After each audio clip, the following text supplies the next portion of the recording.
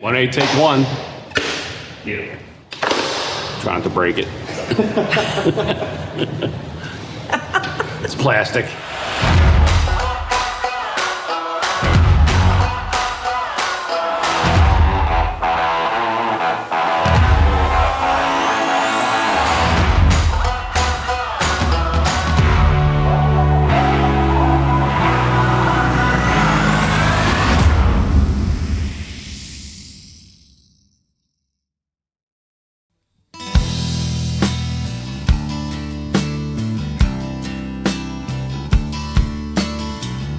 I've always been a fan of craft beer, so I guess now that I'm in it, that makes the full circle story, I guess, right there, is the fact that I started out as a Coors Light drinker, meeting my wife who transitioned me into what at that time was craft beer. We met at Champs, had dinner with my sister and her best friend, and it was a very crowded Friday night. I was having a beer. This is the embarrassing part. This very big guy actually pushed through the crowd and bumped me into Tom physically. And I turned kind of over my shoulder and said, "Excuse me." A few minutes later, you said, "If you're gonna stand in front of me all night, you might as well introduce yourself." I was drinking a black and tan, and Tom was drinking a Coors Light. I hadn't been turned on to the craft beer at that point. But that's how we met. And yeah, it was great. That was over 28 years ago. Yeah. So Tom's mom always said it was the Fat Angel that pushed us together, and we actually have a IPA on tap right now called Fat Angel. We named the beer after the guy. And the way this opportunity for this location popped up is a colleague of mine for 30 plus years in the fire service and a good friend that I've had since we were kids, lives a block and a half up the street from here. Happened to call me one afternoon and said, "Hey, listen, you know anybody who wants to open a brewery? There's a great location in town. I think it would make a great spot for a brewery if you want to pass on my number." So I was like, "Okay, I'll let you know." And then that was like the light switch that went on in my head where I said, "Why not me? I can do this." But it felt good to call the next day and say, "I think I got somebody who's interested." And he's like, "Oh, cool, man, give him my number." So it was me. It's me. You think I was going to bite on that? That was the moment in my head where I felt like, okay, we're going to move forward with this. Let's see where it goes. What did I think when you first said that? I think I was nervous as heck, actually. It seemed like a really big undertaking, and my nervousness was only in the unknown. What Tom probably won't say about himself is that he has amazing vision, and whether he's doing a project like at our house or anything, he can see an endpoint. When he said that, I knew he had something in mind. Really just hopeful for him to have something that was his again, kind of that gap between his retirement as a firefighter. I started my career in the fire service in 1993 with the Cinnaminson Fire Department. I grew up in that town. In 2003, I was able to transfer to a bigger department, Mount Laurel, which is a local department here. And that's where I finished my career. Spent 27 years in the emergency services. 8 years of them, I was a paramedic for a local hospital system working in Camden City. Great career. I loved every moment of it, but it does get to be too much. It's a young man's game. I never thought I'd ever say that, especially being in that business for as long as I was. You start hitting the 20-year mark, you realize that your body doesn't recover the same, it doesn't react the same as it did when you were younger. Love the fact of being able to provide, services to a community. The ability to be there to help was pretty rewarding. Everyone thinks firemen are nuts. You do have to be a little bit of a nut job to run into a burning building and make it like it's no big deal. A lot of fulfillment in a career that, a lot of people can't say they have. Part of the stuff I dealt with in that transition between retiring and getting into the brewing industry, where my career's over as a firefighter, I'm no longer in emergency services, I'm no longer involved in all of the stuff. And that's kind of part of the stuff you enjoy about being in emergency services, I think, is that you're a part of all the stuff. So I got to really have that camaraderie again in a brew house. Learning how to brew beer from a commercial standpoint of things, it was a good way for me to realize that my life isn't over, per se, as far as a career is concerned. I'm just transitioning into something new. Still have the same emotional connection to the business like I did with the fire service was an eye-opening experience and kind of like a weight lifting off my shoulders a little bit because I was a part of something again.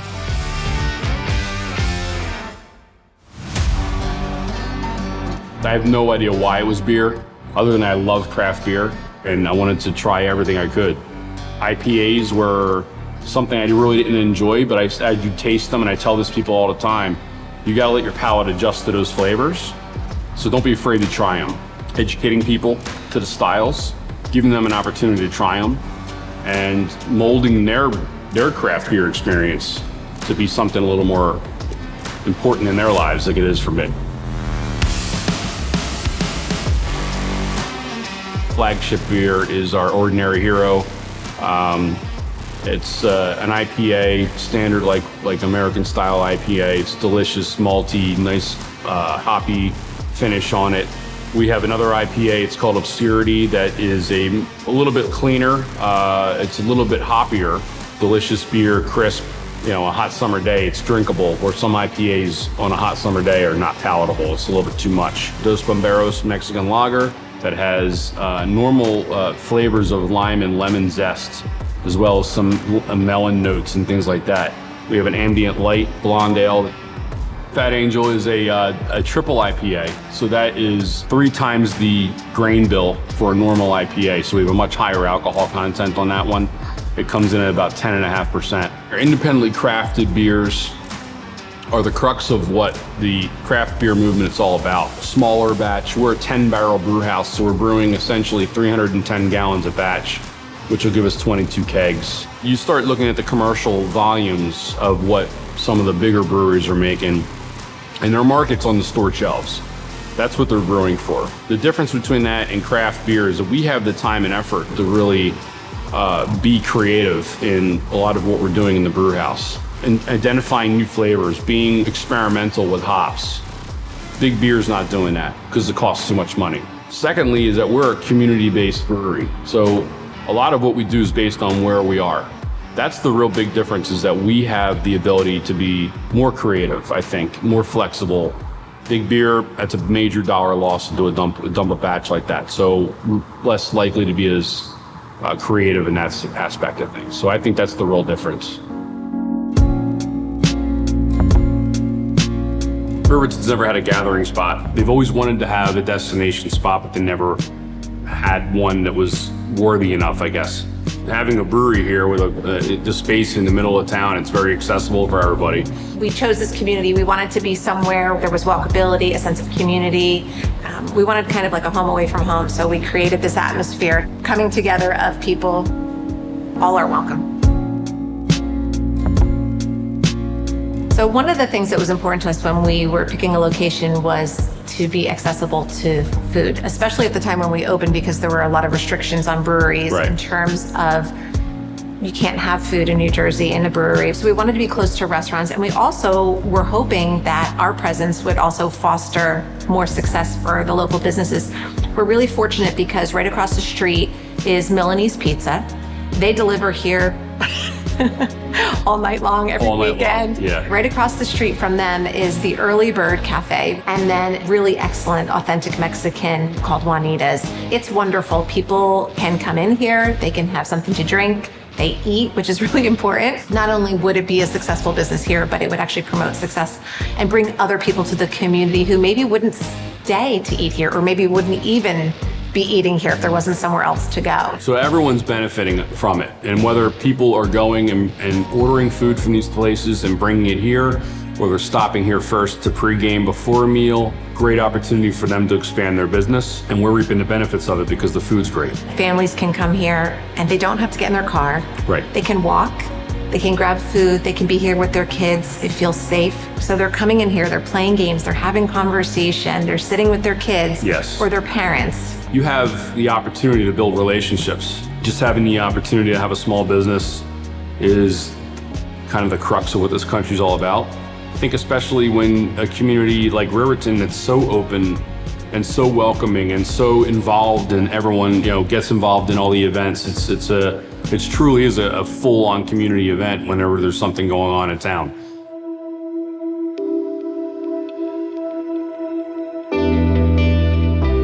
didn't know what to feel or what to expect when we opened, and to see the response that we've had, to see it really in real time is pretty cool. Opening day, we had a line. We opened at noon on a Saturday.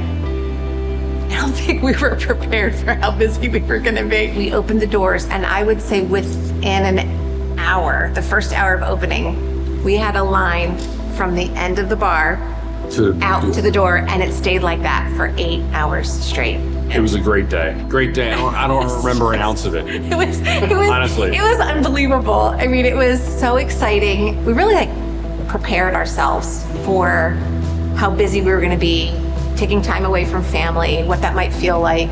We talked a lot before we opened with our kids, our 2 daughters, and each other about what this was going to be like, because we knew it would impact our whole family. The nature of the business requires a lot of attention, so it's a lot of time away from home. We've tried to be good about making sure that we're making time for the family. And there's certain things that you just can't overlook from a family perspective. That being said, the business is relying on you as the owner to make sure it's running appropriately and everything is running smooth. So there's a delicate balance there, and just trying to figure that out as we're kind of just taking it one step at a time. I mentally prepared myself knowing going into this that I would be working a lot. And I already worked a lot in my regular job. Finding the balance, just, I don't typically come on Thursdays, for example, but maybe I'll come on Friday night and Saturday. But Sunday's my day to be at home and pull things together before the week starts again. And also pay attention to when he's exhausted and I feel good and I stay to close and send him home. You could be tired as heck, but when you have that kind of fulfillment from people, so it's not easy, but it's so much fun. And we have so much fun when we're here together, which is nice. I look forward to that when we're able to work together. My dream is to work side by side with him. I am most proud of watching him do something that he's so good at. I'm just so happy to see him have something of his again, that is something that he owns every single day. That gap between retirement and us opening was really hard on him. He did a lot for our family during that time to help me. Success is not easy, and it's not instantaneous, despite what people think, right? It takes a lot of work. Yeah, I'm so proud of him. He's done something really great. Hard work is everything. We want to make sure that we are setting a good example to our kids. No matter what their goal is, whatever their end goal is, whatever makes them happy, they need to do that. But they need to know that in order to maintain that happiness, it takes hard work. And it's going to be a lot of work. But if you are passionate about what you're doing, then it's easy work. Tom and I it's never been about money. First 5 years, they feel like they're hitting on all cylinders, and then they get comfortable. And then it starts to fall off. I don't ever want to be comfortable here. You have to have a level of anxiety to drive you, right? To make yourself a better person, to keep moving forward. And I think we're hitting those goals. We're relevant right now. People like the product that we're putting out. I believe in giving people an opportunity to impart their experiences. I want people to have their personality here. Making sure that everyone that comes here is happy with the product and happy with their experience. That motivates me to make sure that we're maintaining our goals. That's really what motivates me, is making people happy. From my previous career where, I was helping the community in a different way, I'm now helping the community by making them beer.